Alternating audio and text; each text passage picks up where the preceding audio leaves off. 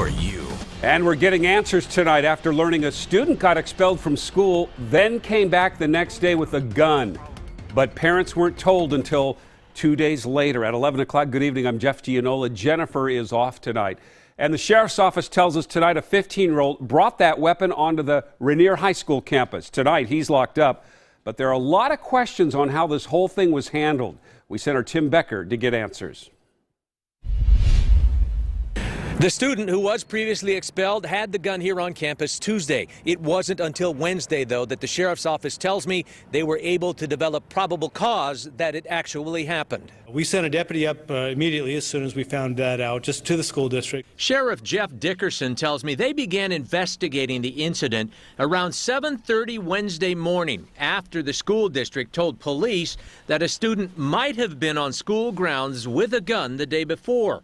Early on, they were unable to prove it. They talked, and there was, the student in question. They talked to everyone that could have been involved, any witnesses.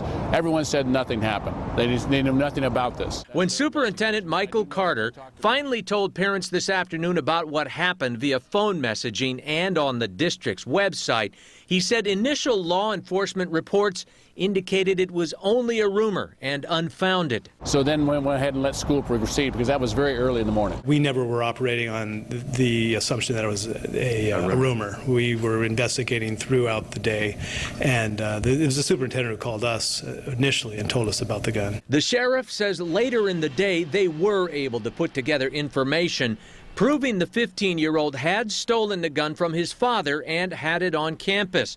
They also learned a second gun might have been taken. Was it just through interviews that you were able to get probable cause? Well, we did a number of interviews and facts that were known to us through the investigation. They talked to many other students, and maybe somebody finally told the truth. The expelled student was arrested late last night at his home, a fact Superintendent Carter says they learned just before 3 o'clock today. And he couldn't inform parents until he knew that Tuesday's incident actually happened. And the sheriff is wishing... Why did we find out the next morning if this was knowledge that it was out there the day before? He'd gotten word earlier, too. In Rainier, Tim Becker, KOIN 6 News.